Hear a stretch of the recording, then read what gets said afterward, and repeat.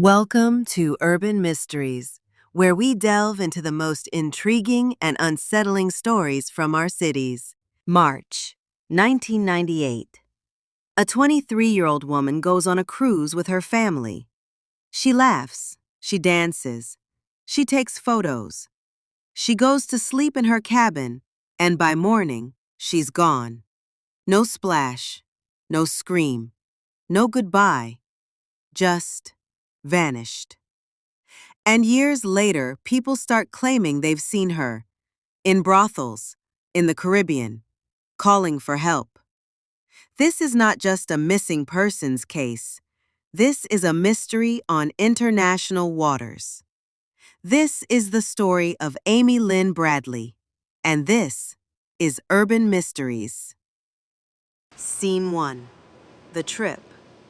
Amy was a college grad, athletic, bright, independent.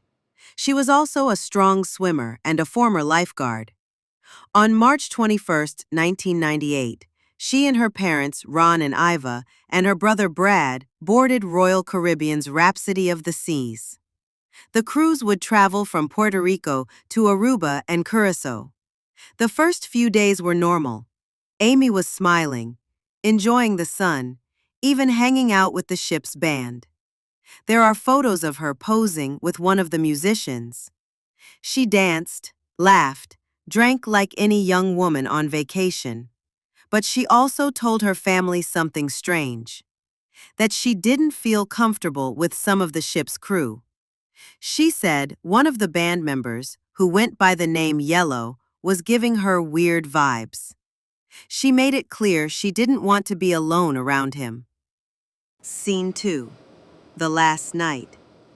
On the night of March 23rd, Amy and her brother went to the cruise nightclub.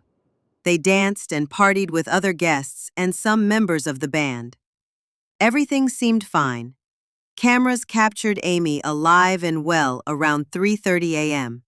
She and Brad made it back to the cabin, and she sat out on the balcony to smoke a cigarette. At around 5:30 a.m., her father, Ron, woke up. He looked outside and saw Amy still on the balcony. She seemed peaceful, so he went back to sleep. At 6 a.m., he woke again, and Amy was gone. Her shoes, her lighter, her cigarettes, her ID, all still there. Her bed hadn't been slept in. She hadn't gone to breakfast. She wasn't by the pool. She wasn't anywhere. Scene 3. The Panic. The family immediately alerted the crew. But instead of locking down the ship or making an emergency announcement, they were told to wait and see. The crew suggested Amy had gone to shore early, but the ship hadn't even cleared passengers to leave yet. Royal Caribbean delayed alerting authorities, delayed the search, and delayed announcing she was missing until it was too late. By the time an official search began, the ship had already docked in Curacao. Thousands of passengers had disembarked, and if someone had taken Amy off the ship, they were long gone. After late, Scene 4. Strange Behavior. Here's where the story gets weird. Several people claim to have seen Amy early that morning, after she supposedly disappeared. A witness says he saw her walking with Yellow, the musician, around 6 a.m. Another says she was seen near the ship's elevator, appearing confused. But these leads went nowhere. The cruise line focused on the theory that Amy fell overboard. But Amy's family never believed that. She was a trained swimmer, and the ship's railings were high. Accidentally falling was unlikely. There was also no evidence, no splash, no body, no distress call. Plus, she left behind her shoes, ID, and smokes. Items she would have taken if she planned to leave her room for good. After late, Scene 5. Sightings. Then came the sightings. Over the years, There were multiple reports from people claiming to have seen Amy in places like Curacao, Aruba, and Barbados. One of the most chilling came from a U.S. Navy officer in 1999.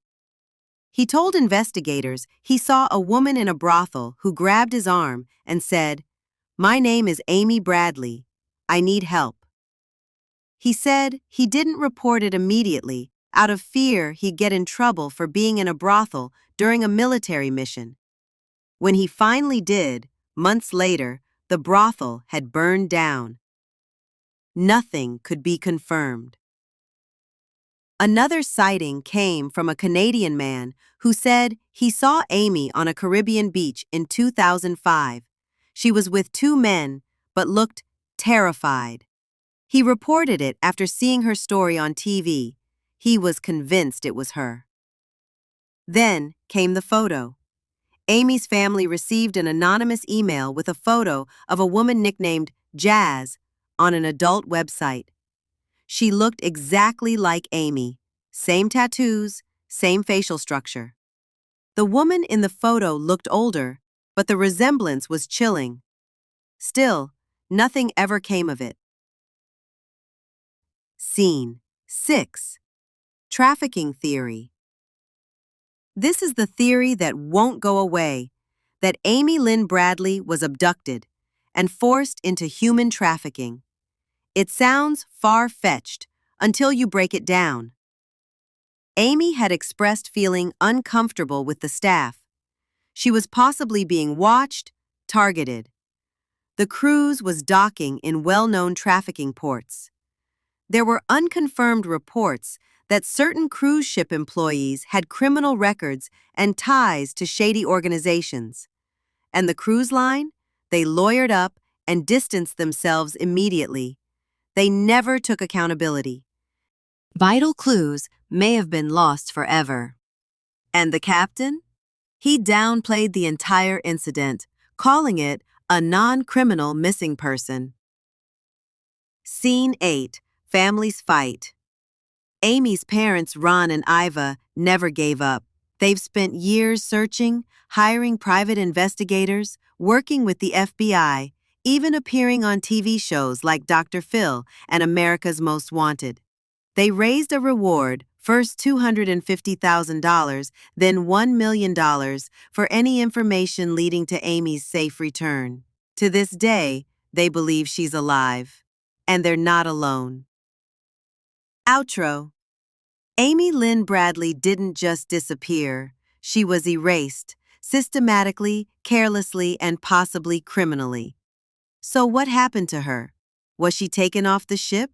Was she sold into trafficking? Or did someone silence her for good? We may never know. But as long as there are voices asking questions, telling her story, and keeping her memory alive, Amy Lynn Bradley is not forgotten. If you have any information, visit amybradley.net or contact the FBI. And if you've got your own theory, drop it in the comments. This has been Urban Mysteries, where we shine a light in the darkest corners of the truth. Stay aware, stay questioning, and never stop